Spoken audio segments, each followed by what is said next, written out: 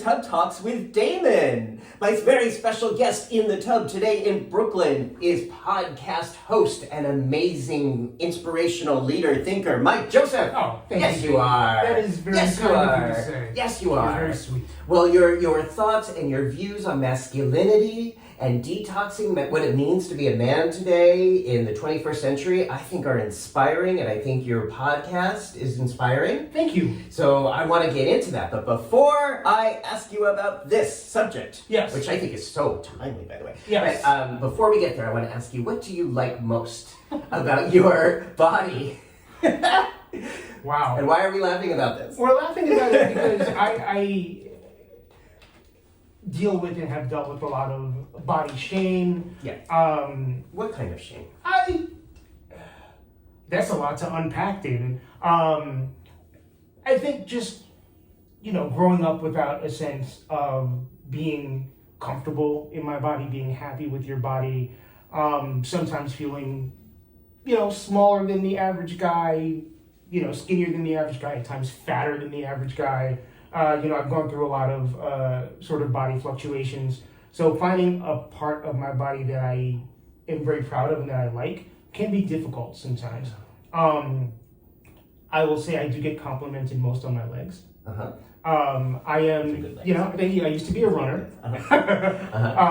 Runner, that sounds kind of pretentious. I used to run. And, I've had a bunch of, my first few jobs were all like completely on your feet, not sit down jobs. So I built up, pretty decent legs. I bike a lot, like that kind of thing. So I would say it's between my legs and my eyes. Okay. Yeah. Show the people your eyes. You can see them. The glasses are there, but they're also good eyes. What do you like about your eyes? I think they communicate a lot. Mm-hmm. I think sometimes they communicate things I'm not trying to have them communicate. Ooh. I think I'm very much a transparent person in that regard, where if we're having a conversation, my mouth might say something, but my face is going to betray me if I'm not saying what I really feel. So it's important for us to be able to be in alignment. Yeah, I'm not a very with our good... words and with your eyes, you'll give yourself away. Right, I'm not a good poker player. Okay. So it's very hard for me to speak dishonestly without it really looking like I'm speaking dishonestly. Okay. That your eyes are very honest. Yeah, my eyes and my mouth will away. tell the story. Yeah, 100%. Now, how old are you now? I am 48. 48? Yes. Wow! Yeah. Okay. Yeah. So you said there's been times in your life you didn't feel good about your body. You felt too big. You felt too small. Yeah, totally. How do you feel today at 48? It's interesting. Two reasons why I find that question really interesting. One is that my face is starting to gray. Mm-hmm. And I kind of like it. I think without the gray, I look significantly younger than I actually am. So part of me is like, it's kind of cool to look young, and I miss that. The other part is like, these are signs of age. This is signs that, you've been here for a minute. Like you have sort of planted your flag. So I think the signs of aging are pretty cool in that way. The other thing I'm diabetic, type 2 diabetic, and I am not taking Ozempic, but I am taking a variant of Ozempic, which has, it does the same things, and obviously one of the big things about Ozempic is that it makes you lose weight. I don't really have weight to lose. When I first went on Ozempic in 2021, I think it was, I weighed like 165 pounds, went down to 145 pounds, which I looked skeletal. And I didn't particularly like it, even though my blood sugar numbers were much better. I'm starting, I've only been on this medication now for like 2 months. I started at like 160, and I don't think I'm going to get that far down again. But, sometimes, and this comes from, beginning to understand my queerness in the 90s at a time when if you were skinny, like people were like, ooh, we're not going to mess with that guy because he might be sick. Yeah. So I think I still have a little bit of that in my head as well. Yeah. Thank you for sharing that. Yeah. And isn't that interesting? Because I had very similar. So I'm 53 and came out in 89. Right. Throughout 89, 90, because it was before social media. So it took a few years. It's so funny, right? You can't just... Now you can just come out and be done with it. Right. One post, you're done. Right. I came out, it was like a 15-year process. Yeah. It was constant. Yeah, it was constant. Yeah. And I was also very thin and wafy. Okay. And this was in San Francisco in 1990 in the middle of the AIDS crisis. Sure. So being thin and wafy and was not always an attractive look Absolutely at that time. not. Yeah, you're absolutely right. You know, and I had a lot of issues throughout my whole life of being too small. Right. Kind of being, you know, again, compared to other boys or other men or what I call the shoulds of masculinity. Right. That we're going to talk about. Yes. But comparing myself to that, it was almost always unfavorable and really did not like my body and did not appreciate or respect my body in that way. Right. Because I wasn't, you know, what a man should right. look like. Right. So it sounds like you had a very similar thing at that time, around the same time. Yeah, and I don't think it was so much a masculine thing as it was an attractiveness thing, or, you know, perceived attractiveness. Right. And, you know, I think I've gotten past that at a certain point, and the ideal of what is attractive, I realize now, takes many different shapes and forms. But I just, you know, I don't like looking drawn. I don't like looking too thin. It's just, you know, kind of another thing. And I've also, you know, I've weighed 210 pounds before. I was a heavier guy as well. So I've sort of seen it from multiple perspectives. So when you lost the weight recently, you were not, that did not come as a source of joy for you. Yes and no. I mean, I think there was more stress involved than joy. Because I was fine at the weight that I was at. You know, when I weighed, you know, I'm 5'8", 165, 170 pounds. I have like a little gut, but I was in pretty good shape. So this is all my perception. I went from being like an average weight to being like underweight almost. And people at work or friends would look at me and be like, "You look good," which is code for you've lost a fairly significant amount of weight, particularly with black folks. So it was always like, okay, do I actually look good, or are you saying this because you're worried about something? Because then I have to go into the whole explanation of, oh, well, I'm on this drug that makes me lose weight, and it's to manage my diabetes, and blah, blah, blah, blah, blah, blah. And it just, you know, it would be hard for me to just kind of take that at face value and not say anything else about it. So that idea that people were saying you look good, but the underlying was like, we're worried about you. Yeah. Are you sick? Okay. Are you healthy? What did that feel like for you? I'm healthy. I mean, obviously I have a chronic illness, so I'm not like 100% healthy. But for a 48-year-old guy with type 2 diabetes, I'm pretty healthy. Yeah. So it's just, you know, on top of that, I think with a lot of people, maybe not even with a lot of people, this could also be like a me perception thing. When someone asks me that question, I think the underlying question is still, are you HIV positive or do you have AIDS? Yeah. Particularly when like a family member asks it. So I have that rolling around in the back of my head too. So that's still there too. Yes. Which, you know, I remember from that time. Yeah. You didn't want to look you sick saw in the that, 90s. yeah, that lost, Yeah. you know, if someone lost a significant amount of weight and you knew that they were, you know, queer, the first thing that came to your mind was like, okay, is this person like sick? Yeah. Yeah. Wow. Yeah. So there's still a lot going on with you and your relationship with your body. Yes, still. Okay. Always. Wow. Yeah. Thank you for sharing that. Of course. Thank you for being vulnerable enough to share that with me. I do my best. You I know, do my best, David. And that's a lot of what we're talking about today, and a lot of what your podcast is about, Yes. is how we show up, how we make ourselves vulnerable as men. And I love what you said earlier about having your words have to really match your eyes, because your eyes and your face are going to give you away. 100%. Right? So this week, before we met, we planned this interview weeks ago. We did. But something pretty important happened this week in the field, in the world, in the culture of toxic masculinity. Yeah. And I don't usually bring in current events to the tub because I want people to watch this and be able to get something out of this months and years ahead of time and not have it be tied into something happening today. But I think what happened this week is going to be relevant in this conversation for months and years to come. Oh, yeah.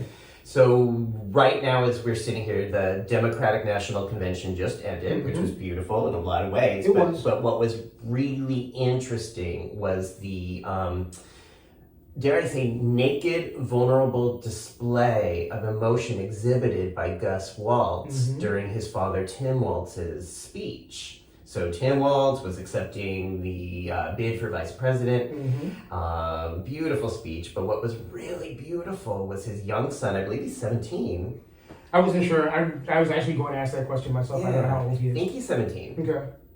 And just his raw, beautiful display of joy and tears that came through, which is unusual in the U.S. for us to see this in any man, but especially like a political conference where all these men are in suit and ties and it's this thing. And here's this young man just bawling his eyes out and crying, "That's my dad. That's my dad." Following that, there was some pushback. Following that, I think there were a lot of people. It seemed to be a lightning rod, a Rorschach of emotional projection on all sides of this issue, right? Yes.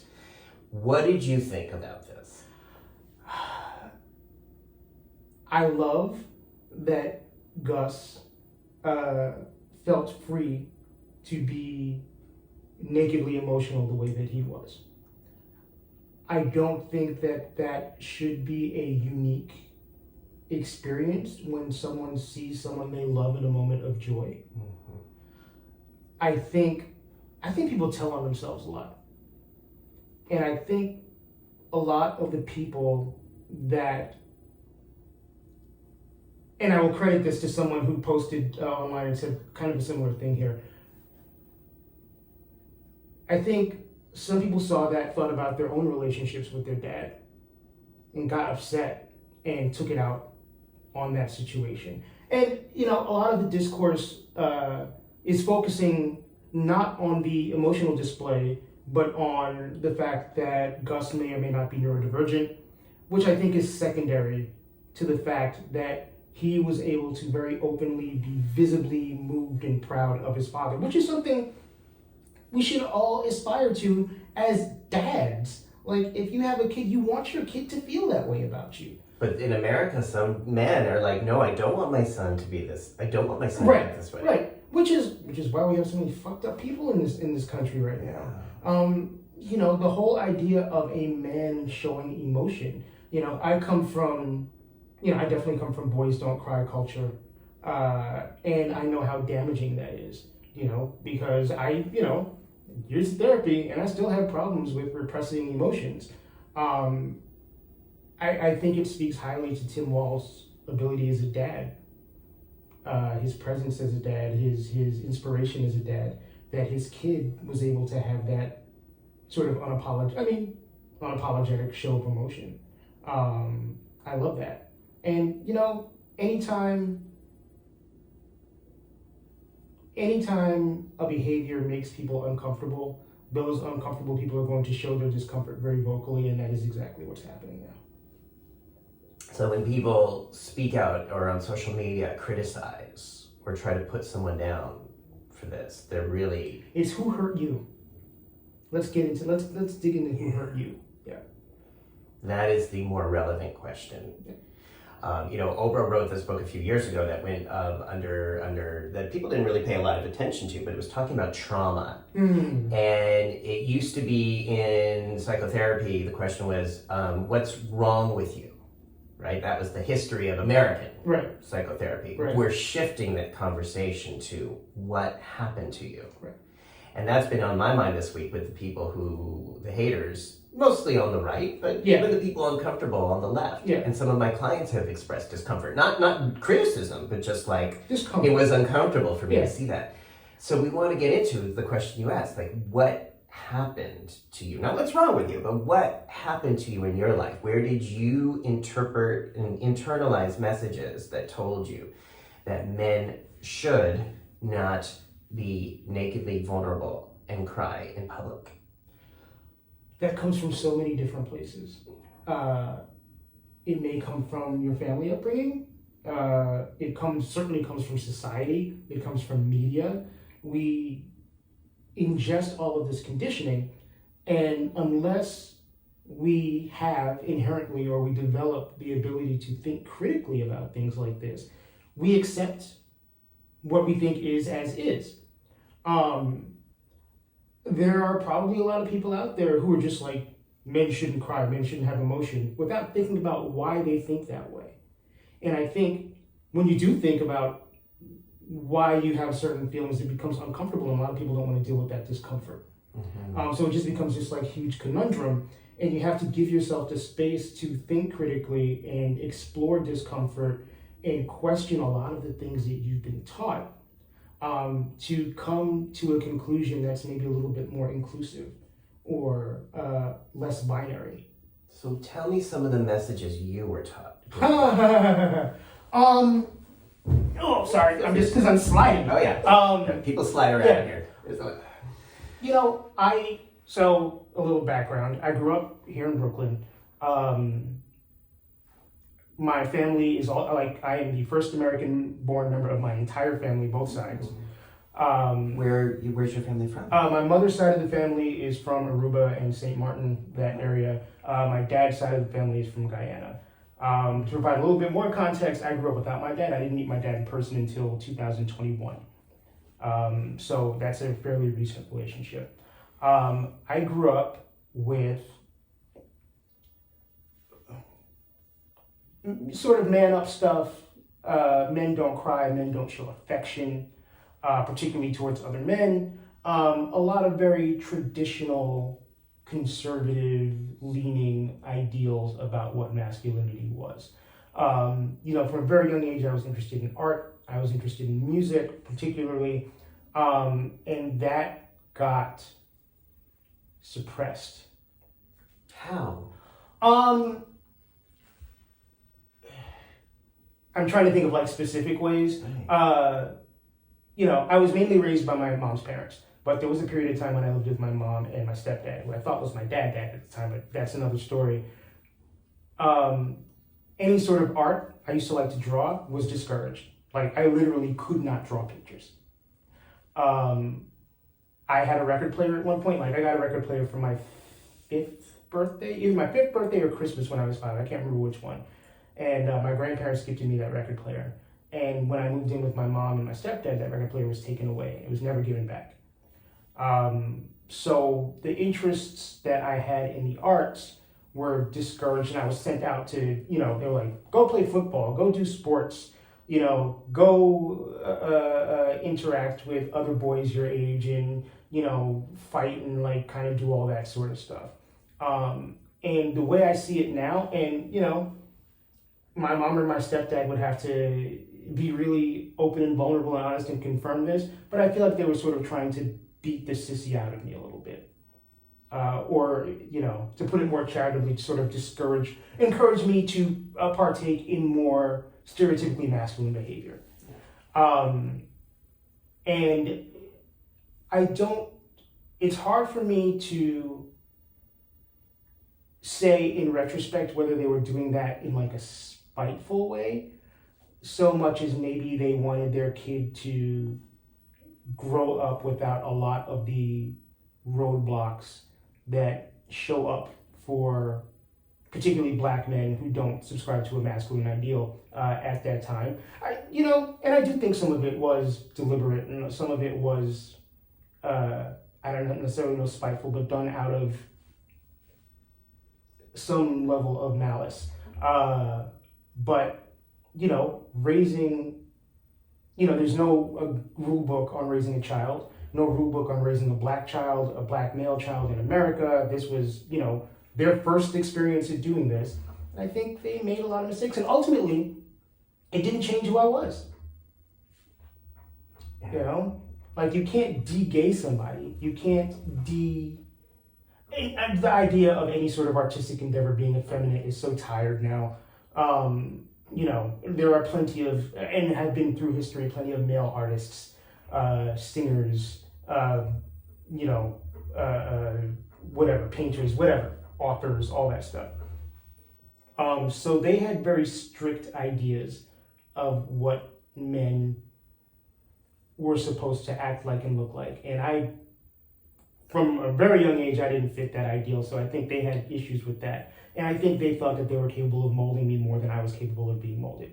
Wow. So what was that like for you to be in that section where you were interested and engaged in certain arts and music and getting this message directly and indirectly, I'm sure that was not okay. It was frustrating. I knew what I was from a fairly young age.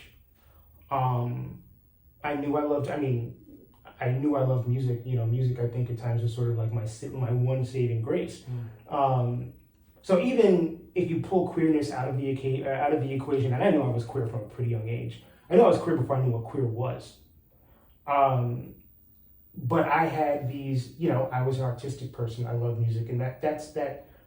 I mean, I can't say that was inherent, but it was what I reacted to the most, and you can't change that. I mean, the reality is that now I am someone who has an artistic bent that also loves sports. So it just didn't take in the way that they were expecting it to take. So it's a very interesting thing to look back on, 40, 45 years later, and kind of have an understanding, I think, of what they were trying to do. But knowing myself and understanding that was kind of like a fool's errand for them to even attempt. How did you know? You said you were gay before you even knew what gay was. Or yeah. Queer. What? How did you know? I just knew I liked guys. I knew I liked boys, men, guys, whatever. I can distinctly remember having a relative visit that my grandparents took in a lot of family members and boarders. The house was always sort of teeming with people. And there was an older relative that visited maybe for a month or so. And I remember just watching him shave and feeling this hero worship kind of thing. Just this I want to be this person. I want to be close to this person. I want to be around this person. I've always been drawn to masculine energy. So when I discovered what queerness was, which probably came from somebody calling somebody a fag in school, or my mom calling Prince a fag or something like that, I already knew. I mean, from the time I was 8, 9 years old, I knew. Wow. Do you remember the music that helped you during that time? The music that helped you to feel valid and more confident about who you were? It was, I'm thinking back to 1983, 1984, and just all of the people who were popular around then, and, the Michael Jacksons of the world, and Prince, and, Culture Club, and the Police, and New Edition, and particularly seeing a group of black kids who were fairly close to me in age, as close as any other person in the public eye was to me in age, singing and dancing and rapping and being popular. They were a huge influence on me. Janet Jackson, a lot of Madonna, all anything 80s. I was just very much plugged into around that time. And then, living in New York, which I was either part-time or full-time, depending on which relative I was living with, hip-hop was there, and it was very much,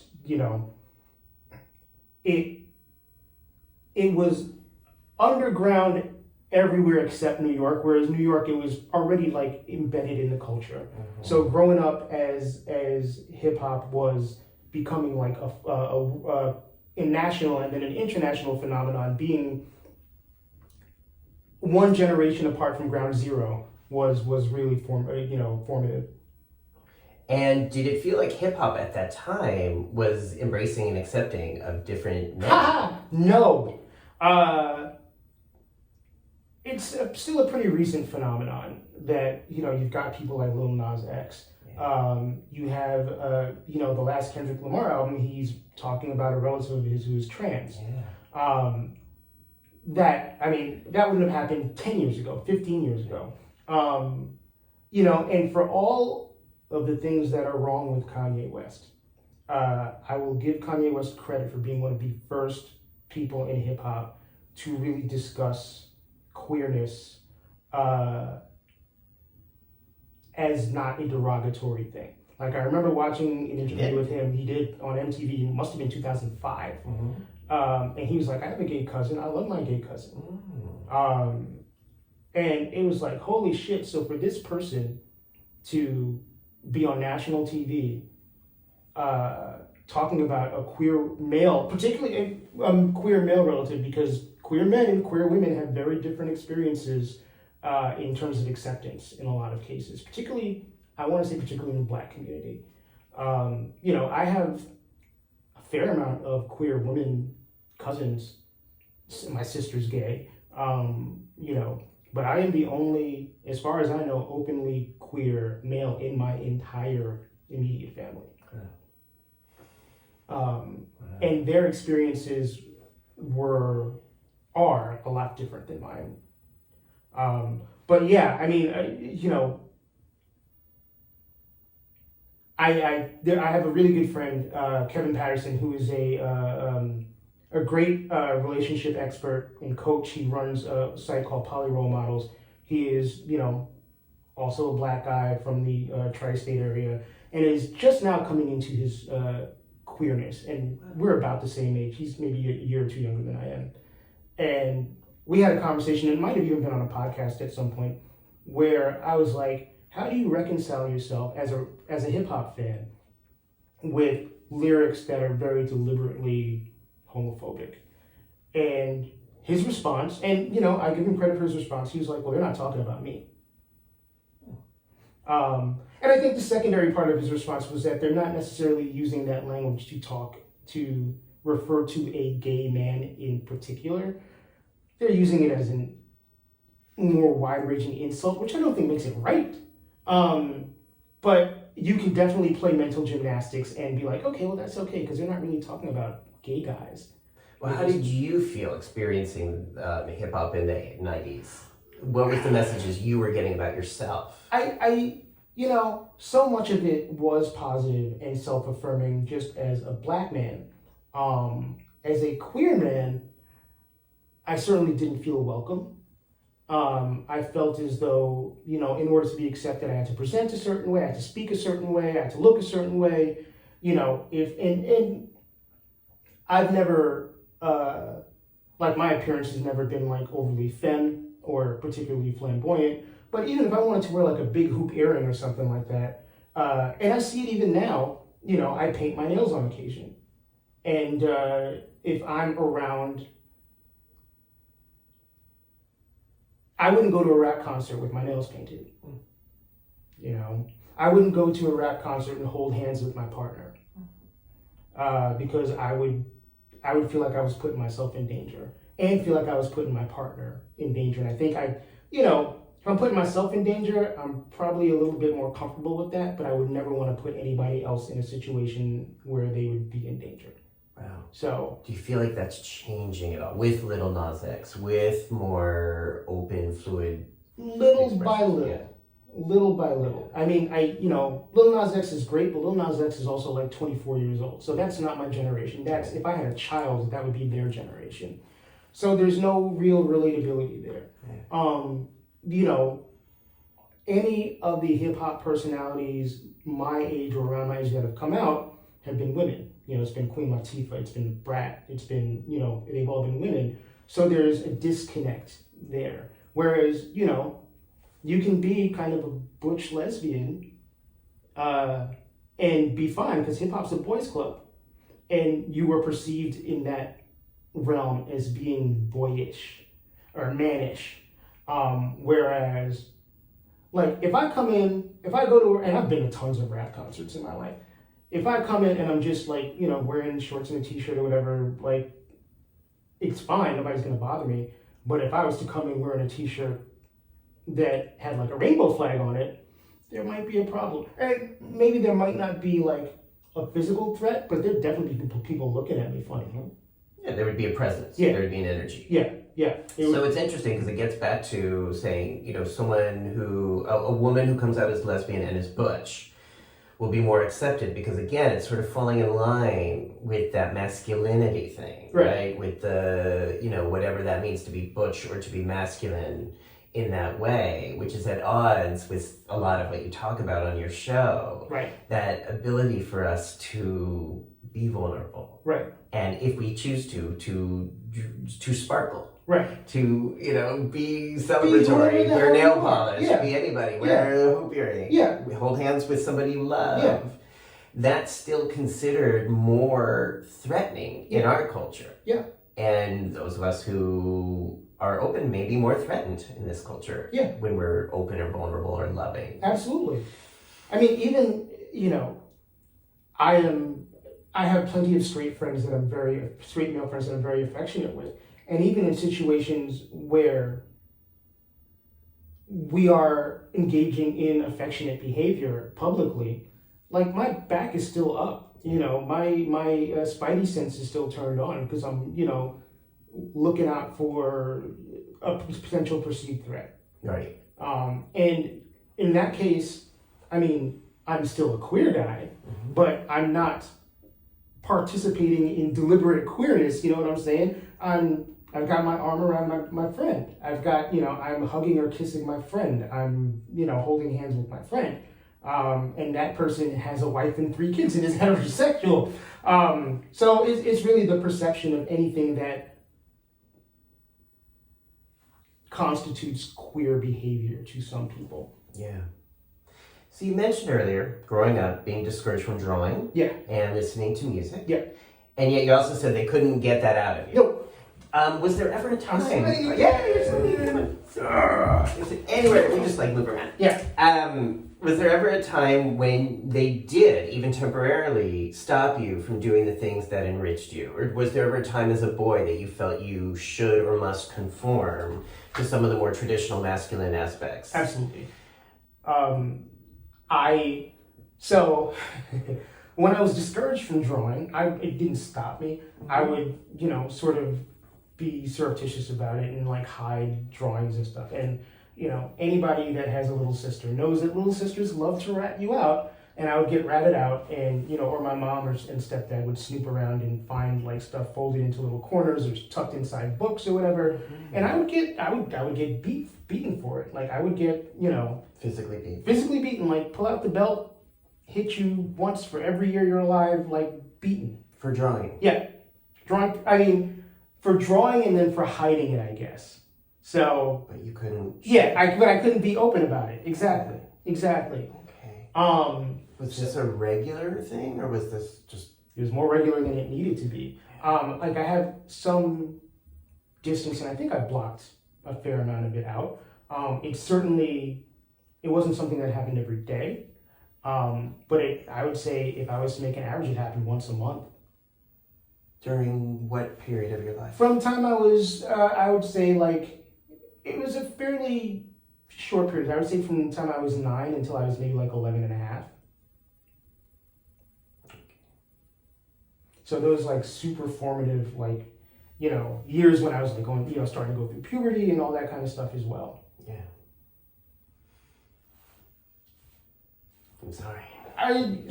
That's not even the right. Yeah, no, I understand.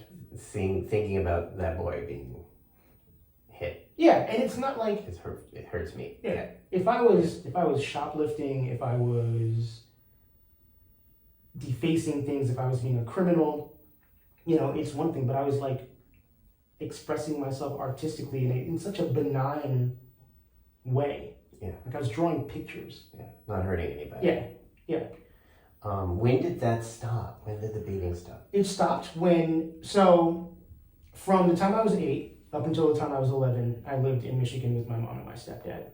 And then ultimately some other relatives came to visit there and they were like, something's not right and we don't know exactly what it is. So they called for me to come back to New York and stay with my grandparents, which probably saved my life. Yeah, if not for my aunt and her husband, coming to visit and just, my aunt's husband is a psychologist. And I think he was still in grad school at that point, but certainly picked up on something that wasn't right that was happening there. And he couldn't pinpoint exactly what it was, but, there was the sense that I was being mistreated somehow. So they spoke to my grandmother and they were like, look, let's bring this kid back. And that's how I ended up back in New York. When you said it probably saved your life, what does that mean? I don't think I would have. To have gone through all that at the age of 11,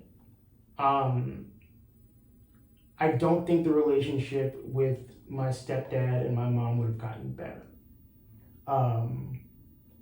So either there would have been some form of violence within the house that would have been like, okay, this is enough, I can't take this shit anymore. Or I would have, I would have harmed myself in some way. Do you remember thinking about that? Yeah, 100%. 100%.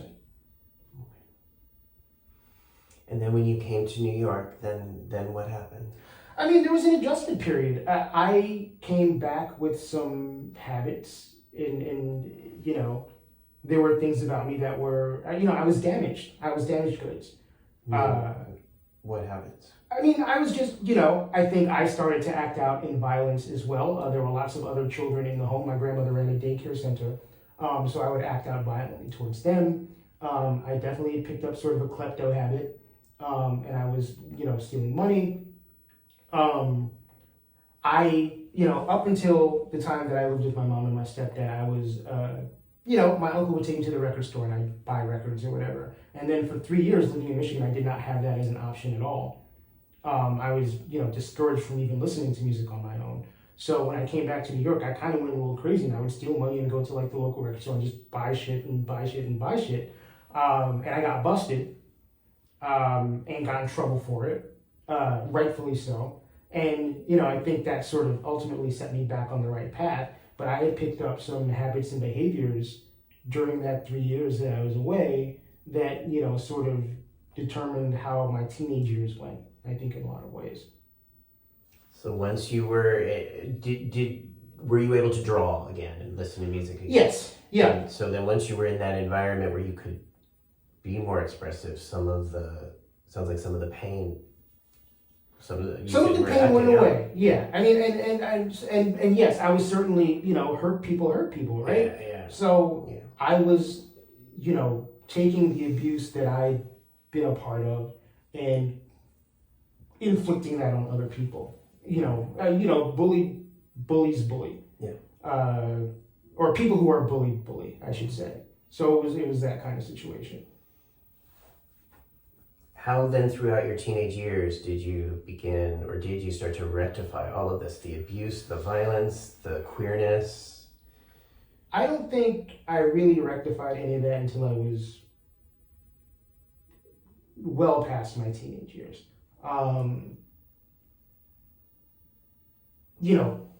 The queerness was a really interesting thing because I first started to come out when I was 19. So I left home at 17. I moved out on my own. Less than a year after I graduated high school, maybe about a month after I turned 17. And by March of the following year, I, was living with roommates, had my own apartment. So I needed to leave that environment behind, for good, for a variety of reasons. My grandfather just passed away, so I was now the only male in the house. And was starting to sort of have some man of the house type responsibilities thrown on me, which is a 17-year-old is just can't do that. I was not living in an environment that was going to allow me to explore my sexuality in any sort of healthy way. So I needed to get out of that. For all of the good things about the neighborhood that I grew up in, it was not a very diverse neighborhood. There wasn't diversity of thought. There wasn't demographic diversity. There were two non-black people that lived on my block growing up. There was an old white lady who, when there was white flight and everybody moved out of the neighborhood, she stayed. And there was my aunt's husband who was Puerto Rican. It was light-skinned Puerto Rican. And my friend base was already way more diverse than my neighborhood was. So for a variety of reasons, I needed to get out as quickly as I could. And, my folks weren't helping me pay for college or anything like that. So I was like, I'll get a full-time job and I'm going to go out and do what I'm going to do. So I left. And shortly after that, I'd say maybe 6 months after that is when I started to come out. Because I did not meet another openly gay male person or bisexual male person or I didn't befriend another openly gay or bisexual male until I was like 19 years old. Every like avatar of male queerness that I experienced was like an unfortunate person. It was somebody who died of AIDS, or somebody who was in the closet, or they were just there were not very many queer men in media. I think the only musician that was out at the time might have been Elton John. And I love Elton, but me and Elton ain't got nothing in common. So there was just no relatability. I needed to get out into the world and see people who were kind of like me, to really make me start to feel comfortable with being me. So that's, 19 years old, 1995, just starting to come out. And that process was like a 15-year process, because I was situationally out in a lot of ways. Like my family didn't know, but some close friends knew. My coworkers didn't know, or most of my coworkers didn't know. A handful of other queer coworkers knew. So it was just like this constant game of like mental gymnastics until social media really, I think, is what ended up bringing me all the way out. And it was such a relief. It was so freeing to not have to like bullshit anybody anymore. So that was important, but it was a slow process getting to that point. Because again, it was like, okay, who am I around? How safe do I feel? What story am I telling here? And that, again, it's mental gymnastics, and it's 0 out of 10 do not recommend. Yeah. Constantly needing to shift. Yeah, you need to change your story. And who's you know what? It's code switch. Yeah, and code switch, and it's impossible to do that. Yeah. Well, it takes a toll on someone. Yeah. When that's your everyday life. Yeah. And it's so nice to be able to talk and not have to think about what you're saying. Yeah. Be like, who am I saying this to? What do they know? So on and so forth. It's so freeing. And times have changed, which is also like a great thing. But, I came to the conclusion that I was somewhere on the queer spectrum at a very early age. Didn't mention it to somebody until I was maybe like 18. And I started writing letters. This is how long ago this was, y'all. I was writing letters to friends or whatever, like starting to come out and say that I was thinking I was bisexual, and that whole thing. And I didn't come out to really any of my relatives until I was in my late 30s. So I would say this is something that's been like the last 11 or 12 years. Wow. So there was that, as we said, that long process of coming out. Yeah. Different places, different people, different contexts before social media. Yeah. So then, I don't want to skip, this is so important, but then it sounds like then starting the podcast, the Detoxicity. Yeah, it's cool. You started that in 2020. 2020. Okay. Yeah. And I think from the very beginning of this podcast, you have been very vulnerable and transparent. Sure. I feel like when I listen to it, it feels to me like you're not holding back. Like you're being fully present and showing up for who you are. Yeah, there's no bullshit. Had you ever done that before? Like been so present and open about who you are before 2020? It was a recent development. I went through a process, I would say, maybe starting 10 or 11 years ago, where I was deep into therapy and had sort of come to the conclusion that I was polyamorous. It was a combination of starting to become more vocal about being poly, being vocal about the mental health challenges that I'd encountered, being more vocal about going to therapy. I had gotten some public speaking engagements because I was working with the mental health charity at the time on some initiatives, and all of that stuff just kind of like came together at roughly the same time. So it was just like the switch was off and then the switch was on. Mm-hmm. I started to become more open, or I didn't start to become, I became open about a lot of the things that I had previously been situationally open or cagey about. So what was it like then to begin this podcast with this like clean slate? Like I'm gonna talk about it. I only had a vague idea of what I wanted the podcast to be when I started it. It was my 2020 New Year's resolution. I had been part of an in-person men's group.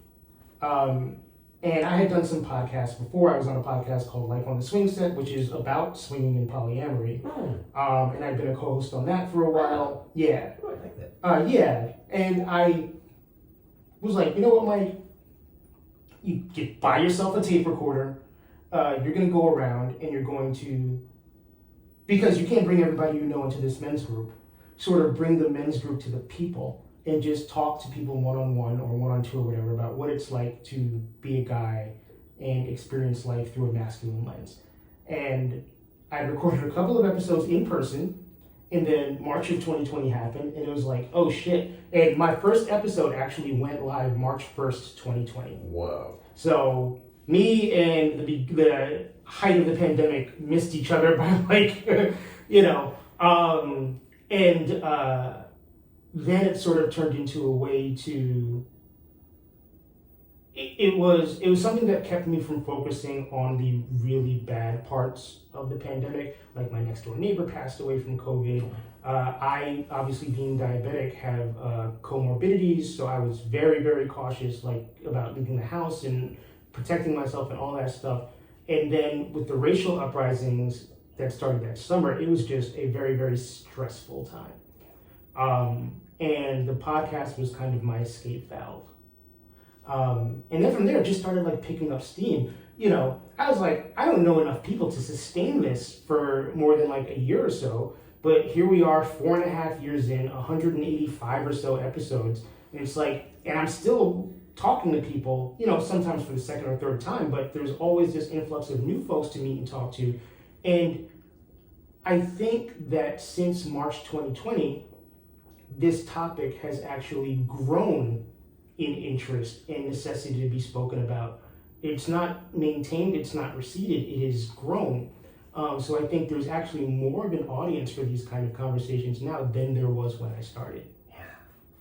Yeah. I think for better or for worse, so much of the tumultuous political times we're living in and the rise of MAGA and white supremacy and toxic masculinity gives more attention and energy around those of us that want to have an alternative, that want to create or continue on a path that's more diverse and loving and celebratory and connected. And focused on emotional health and asking for help. And, I think about all these things and it's we're in this loneliness epidemic. I've seen a million articles about it. People are lonely, particularly as they get older, particularly men.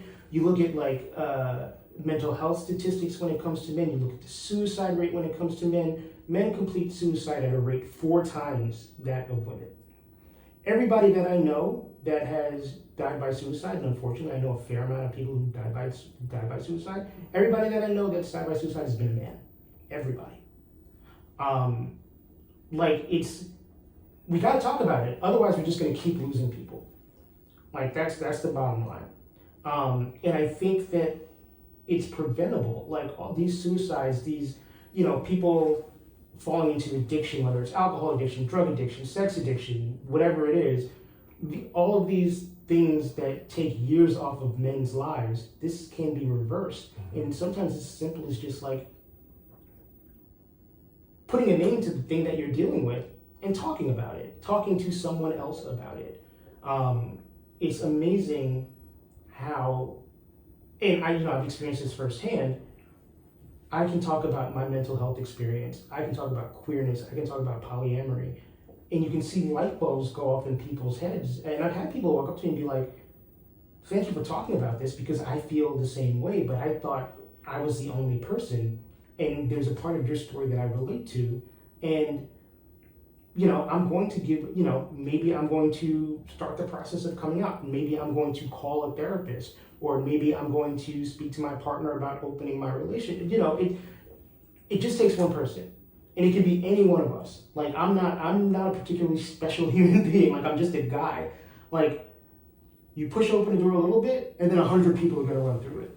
Has that been the response, or some of the responses you've received to Detoxicity? Is that people are you're inspiring people to turn on the light bulb and consider an alternative or a different way of thinking or being or loving? Yes, absolutely. What is that like for you to get that feedback? again, it kind of comes back to we all have this power. Like, we just don't know how to use it, or are afraid to use it, or are too tired to use it, or whatever it is. But again, it's like I'm a guy with a microphone who has, you know, whatever audience I have. I'm, you know, there's nothing stopping anybody else from affecting the same sort of change, even if it's talking to, like, you know, form a men's group, join a men's group, you know, join a therapy group, talk to other people, start like a dad's club, start like whatever. There are all these things that are just at the, you know, right at the tip of your fingers that are free that you can do for a low cost. It cost me, whatever, I pay a hosting fee to a podcast service, you know, paid $75 for a microphone, you know, got a program to transcribe my episodes, and, you know, here we are for like $350. Wow. You know, it's so easy to do. Like, people don't understand the power that they have just by virtue of being themselves. And, you know, we use authenticity as a buzzword so much, but people see people being their real selves, and it gives them strength to be their real selves. Right. And that is something that we have today that you and I didn't have growing up. It's the technology. Right. Where we can do this so easily, so cheap. Right. To put out these messages on a grander scale. Whereas when we were growing up, you would need like thousands and thousands of dollars to put out a newspaper ad. Or go on TV and have like even a public access. Right, show. public access channels, for those who can remember what that was. That was costly if you were doing that on a regular basis. Yeah. You can do it absolutely for free now. Yeah. Good, like, use an Instagram feed, go on TikTok, like, whatever it is. Use YouTube. That's what I'm using right now. Use YouTube. As you're watching this, it's on YouTube. There are it's free. things you can do. Yeah. And, you know, that's the benefit, I think, that Gen Z and you know, kids now have that we didn't have. Again, like I said earlier, when I was growing up, when I was an older teenager, when I was in my 20s, there was, if you turn on the radio, there was one openly gay man on the radio. And he was singing children's songs, basically. He was doing The Lion King, you know. Elton. Yeah. There was Elton, and there was sort of RuPaul. Yeah. And, you know, RuPaul is a very exaggerated version of what a gay man is. I mean, it's almost say Elton is too. But it's like now you've got Troye Sivan, and you've got Frank Ocean, and you've got Lil Nas X, and you've got like all of these different flavors of what queerness can be and is. You know, and you can control your narrative. It's not like you're gonna get busted jerking off in a bathroom and then have to come out, right? Love George Michael, but you know, that wasn't his choice. Right. You control the narrative, and you're not, I wouldn't say necessarily that you're not going to lose audience, or there might be a part of the audience that you're not going to be able to capture because you're out, but there are going to be people who love you and appreciate you and support you specifically because you're out. Yes. Now, have you had any criticism or negative feedback from the podcast, from your show? Not to my face. I do think that there are people who act differently. And I don't think it's just the podcast. I think it's, you know, my presentation. You know, there are times, and I've seen this even in my workplace, where like I show up and I'm wearing nail polish, and otherwise I present very normcore. Like I'm, you know, I present as just a guy.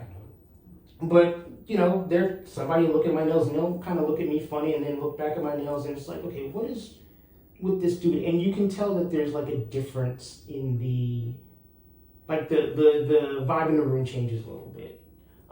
So there have been very few, if any, that I can think of, people that have come out and been like, because you are open about these things, I am shunning you, or I am against you, whatever. But I think people are afraid to sort of confront me in that manner, like face to face. But there's definitely been a lot of like under the table kind of like, I don't know what you would call it. Indirect, you know, actions toward me, whether that's based on homophobia or, anti-blackness, racism, or internalized whatever, or just like, well, that's basically, that's right. what that is. Even with all that, it's Yeah. like, okay, if someone's uncomfortable with you being who you are and wearing nail polish, that's... And I actually this is an interesting story, someone tell me that I was too public for them to date. Wow. You're lost, baby. Okay, but in this social media world where everybody has an Instagram page and a TikTok, and how does that, I don't understand how that could be a real thing today. I don't want to get into too much of it, but this is a person who feels the need to protect who they are for some reasons that, it's not up to me to decide whether those reasons are valid or not. Wow. I think this person wants to protect their family. From what? The questions that they would get if they knew that he was queer, or that So he's in the closet. It wasn't like you being a public person, but this guy's not out. Yes, not out as queer or poly. Okay. So that's a hard way to live. Yeah, it is a hard way to live, especially in today's world. Yeah, and at the end of the day, it's like I get it. I understand. People are afraid to lose things. People are afraid to lose opportunity. People are afraid to lose other people. But if you're not showing the people you love your full self, like, how is that actual love? Right. You're presenting them with an idealized version of what they want to see. You're not being you. Right. And I would rather have 3 people who love me for who I am than 300 people who love me for what they think I am. Right. Or only want you to show up with one fraction of who you really are. Right. Or don't want you to fully shine in the world to your capacity. Right. Well, babe, you're lost. I hope you watch this and decide, man, this man is so worth it. Yeah. Has your mother listened to the show at all? I don't know. She may have. I know she follows me on social media, so she knows all the tea. Okay. Do you have a relationship today? It's complicated. We speak periodically, usually via text. I think the last time I spoke to her was maybe shortly after my birthday, so it would have been like in June sometime. It's a complicated relationship. There's a lot of unsaid things. With regards to not only my sexuality, but my relationship with my father, my bio dad. There's just a lot of unspoken heavy shit that, I don't know is ever going to get resolved. So the relationship is there. It's just not great. Okay. Again, I really want to thank you. Oh, thank Damon, you my pleasure. Thank you for just being you. I think that, it takes bravery. I mean, just to get in a tub with me, by the way, people forget. It's like, we make it look easy, but getting into a tub, getting naked with a stranger, is kind of, we've met, but not met like this. So this is New York City. The fact that 2 people can fit in a tub is pretty amazing. If you could go back and give yourself, 8-year-old self, a piece of advice, what would that be? It's going to get better. It's going to get better. Everything that I was afraid of surviving back then, that I don't know if I could even articulate that I was afraid of surviving, I've survived. That abusive situation, I was fortunate to have people that got me out of that situation. Me being worried about my sexual orientation, I'm now out and open and middle-aged, with no obvious major fallout from that. I'm accepted and appreciated by people who accept and appreciate me. And even, the whole Rock Hudson thing broke when I was 9 years old. And I think a lot of my early conflict about being queer was like, am I going to die and bring shame upon my family? And here we are, 40 years after Rock Hudson's passing, I'm still here. By the grace of God, I'm HIV negative, and not that it would be an indictment if I wasn't, I should say. But, again, like the world is so much different in 2024 than it was in 1984 or 1994 or 2004. I'm just grateful for the progress. I'm grateful that I finally found a therapist and sort of broke that masculine block to like start talking to people. And I'm grateful that I can use my story to, hopefully put a light bulb in other people to be like, either advocate for themselves or be empathetic towards other people because you don't know what others are going through. Beautiful. Is there anything I haven't asked you that you want people to know or understand about your thoughts and your experience? I can't think of anything. Like I said, when we were talking before getting in the tub, I was like, I don't know where this is going to go. I could go one of a million different places, but I'm here for all of it. So. Well, and I know that there's other areas we haven't covered, so I want to ask you when it feels right. Let's come back and talk about some of the others. Yeah. Because polyamory and relationships, and there's just so much there, and so many other things that I love talking about. Yes, absolutely. Let's do it. So if people want to follow you and learn about your show and learn more about you, what would you recommend is the best way for them to do that? I'm on Instagram at DetoxPodGuy, so feel free to follow me there. It'll be right down below on YouTube. Watching this on YouTube. The podcast is called Detoxicity. You can find it on every podcast platform in existence.